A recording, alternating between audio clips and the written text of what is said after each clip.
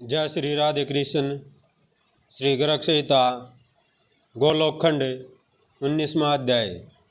दामोदर कृष्ण का उलूखल बंधन तथा उनके द्वारा यमला अर्जुन वृक्षों का उद्धार। श्री नारद जी कहते हैं, राजन, एक समय गोपांगनाएँ घर घर में गोपाल की लीलाएँ गाती हुई गोकुल में सब और दधि मंथन कर रही थी। श्री नंद मंदिर में सुंदरी यशोदा जी भी प्रातःकाल उठकर दही के भांड में रई डालकर उसे मथने लगी। मथाने की आवाज़ सुनकर बालक श्री नंदनंदन भी नवनीत के लिए कौतूहलवश मंजीर की मधुर ध्वनि प्रकट करते हुए नाचने लगे। माता के पास बाल क्रीड़ा परायण श्री कृष्ण बार बार चक्कर लगाते और नाचते हुए बड़ी शोभा पा रहे थे और बजती हुई करदनी के घुंघरुओं की मधुर झनकार बारंबार फैला रहे थे। वे माता से मीठे वचन बोलकर ताज़ा निकाला हुआ माखन मांग रहे थे। जब वह उन्हें नहीं मिला तब वे कुपित हो उठे और एक पत्थर का टुकड़ा लेकर उसके द्वारा दही मथने का पात्र फोड़ दिया। ऐसा करके वे भाग चले। यशोदा जी भी अपने पुत्र को पकड़ने के लिए पीछे पीछे दौड़ी। वे उनसे एक ही हाथ आगे थे, किंतु वे उन्हें पकड़ नहीं पाती थी, जो योगीश्वरों के लिए भी दुर्लभ है। वे माता की पकड़ में कैसे आ सकते थे। निरपेश्वर तथापि श्री हरि ने भक्तों के प्रति अपनी भगत आवश्यकता दिखाई, इसलिए वे जानबूझकर माता के हाथ आ गए। अपने बालक पुत्र को पकड़कर यशोदा ने रोषपूर्वक उखल में बांधना आरंभ किया। जो जो बड़ी से बड़ी रस्सी उठाती वही वही उनके पुत्र के लिए कुछ छोटी पड़ जाती थी। जो प्रकृति के तीनों गुणों से ना बंध सके, वे प्रकृति से परे विद्यमान परमात्मा यहाँ के गुण से रस्सी से कैसे बंध सकते थे। जब यशोदा बांधते बांधते थक गई और हतोत्साह होकर बैठ रही तथा बांधने की इच्छा भी छोड़ बैठी, तब ये स्वच्छंद गति भगवान श्री कृष्ण सब वश होते हुए भी कृपया करके माता के बंधन में आ गए। भगवान की ऐसी कृपा कर्म त्यागी ज्ञानियों को भी नहीं मिल सकी। फिर जो कर्म में आ सकता है उनको तो मिल ही कैसे सकती है।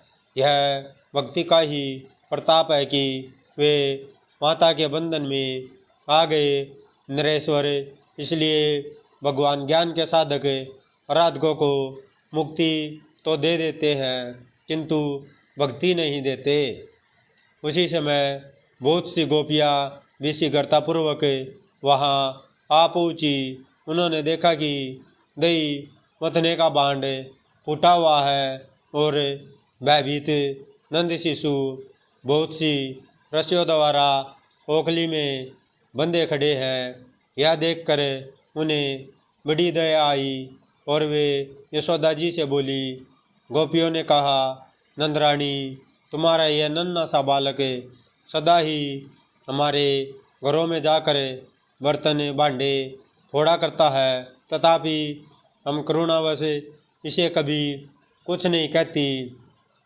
ब्रजेश्वरी यशोदे, तुम्हारे दिल में जरा भी दर्द नहीं है, तुम निर्दय हो गई हो।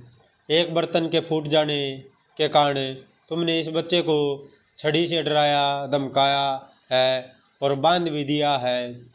श्री नारद जी कहते हैं, नरेश्वर, उन गोपियों के यो कहने पर यशोदा जी कुछ नहीं बोली। वे घर के काम धंधों में लग गई।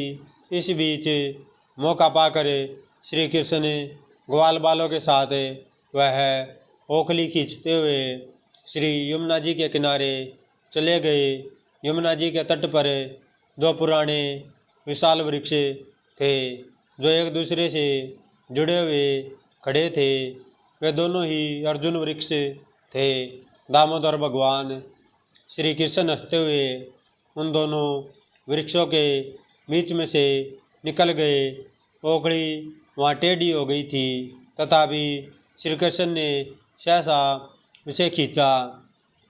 खींचने से दबाव पाकर वे दोनों वृक्ष जड़ सहित उखड़ कर पृथ्वी पर गिर पड़े। वृक्षों के गिरने से जो धमाके की आवाज़ हुई वह वज्रपात के समान भयंकर थी। उन वृक्षों से दो देवता निकले, ठीक उसी तरह जैसे काष्ठ से अग्नि प्रकट हुई हो। उन दोनों देवताओं ने दामोदर की परिक्रमा करके अपने मुकुट से उनके पैर छुए और दोनों हाथ जोड़े। वे उन श्री हरि के समक्ष नतमस्तक खड़े हो इस प्रकार बोले। दोनों देवता कहने लगे, अच्युत, आपके दर्शन से हम दोनों की इसी क्षण ब्रह्मदंड से मुक्ति मिली है। अरे, अब हम दोनों से आपके निज भक्तों की अवहेलना न हो। आप करुणा की निधि हैं। जगत का मंगल करना आपका स्वभाव है। आप दामोदर, कृष्ण और गोविंद को हमारा बारंबार नमस्कार है। श्री नारद जी कहते हैं, राजन, इस प्रकार श्री हरि को नमस्कार करके वे दोनों देव कुमार उत्तर दिशा की ओर चल दिए। उसी समय भय से कातर हुए नंदादि समस्त गोप वहाँ आ पहुँचे। वे पूछने लगे, ब्रजबाल को बिना आंधी पानी के ये दोनों वृक्ष कैसे गिर पड़े, शीघ्र बताओ। तब उन समस्त ब्रजवासी बालकों ने कहा, इस कन्हैया ने ही दोनों वृक्षों को गिराया है। उन वृक्षों से दो पुरुष निकलकर यहाँ खड़े थे जो इसे नमस्कार करके अभी अभी उत्तर दिशा की ओर गए हैं। उनके अंगों से दीप्तिमती प्रभा निकल रही थी। श्री नारद जी कहते हैं, राजन, ग्वाल बालों की यह बात सुनकर उन बड़े बूढ़े गोपों ने उस पर विश्वास नहीं किया। नंद जी ने ओखली में रस्सी से बंधे हुए अपने बालक को खोल दिया और लाड प्यार करते हुए गोद में उठाकर उस शिशु को सूंघने लगे। नरेश्वर नंद जी ने अपनी पत्नी को बहुत उलाहना दिया और ब्राह्मणों को 100 गाय दान के रूप में दी। बहुलासुरों ने कहा, देव ऋषि प्रवर, वे दोनों दिव्या पुरुष कौन थे, यह बताइए। किस दोष के कारण उन्हें यमलार्जुन वृक्ष होना पड़ा था। श्री नारद जी कहते हैं, राजन, वे दोनों कुबेर के श्रेष्ठ पुत्र थे जिनका नाम था नलकुबर और मणिगरीब। एक दिन वे नंदनवन में गए और वहाँ मंदाकिनी के तट पर ठहरे। वहाँ अप्सराएँ उनके गुण गाती रही और वे दोनों वारुणी मदिरा से मतवाले होकर वहाँ नंग दड़ंग विचरते रहे। एक तो उनकी युवावस्था थी और दूसरे वे द्रव्य के दर्प यानी धन के मद से दर्पित यानी उन्मत्त थे। उसी अवसर पर किसी काल में देवल नामधारी मुनिंद्र, जो वेदों के पारंगत विद्वान थे, उधर आ निकले। उन दोनों कुबेर पुत्रों को नगन देखकर ऋषि ने उनसे कहा, तुम दोनों के स्वभाव में दुष्टता भरी है, तुम दोनों अपनी शुद्ध बुद्धि खो बैठोए हो। इतना क्या करे, देवल जी फिर बोले, तुम दोनों वृक्ष के समान जड़ दृष्ट तथा निर्लज हो। तुम्हें अपने दर्भ का बड़ा घमंड है, अतः तुम दोनों इस भूतल पर 100 दिव्य वर्षों तक के लिए वृक्ष हो जाओ।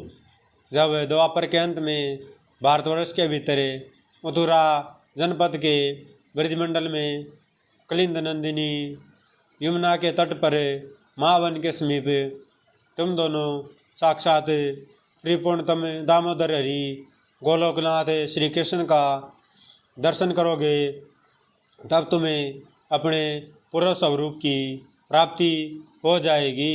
श्री नारद जी कहते हैं, नरेश्वर, इस प्रकार देवल के शाप से वृक्ष भाव को प्राप्त हुए नलकुबर और मणिग्रीव का श्री कृष्ण ने उद्धार किया। इस प्रकार श्री गर्ग संहिता में गोलोक खंड के अंतर्गत नारद बहुलाश्रव संवाद में उल्लूखल बंधन और यमलार्जुन मोचन नामक 19वां अध्याय पूरा हुआ। जय श्री राधे कृष्ण। अगर कथा अच्छी लगे तो वीडियो को लाइक कीजिएगा और चैनल को सब्सक्राइब कीजिएगा। जय जय श्री राधे।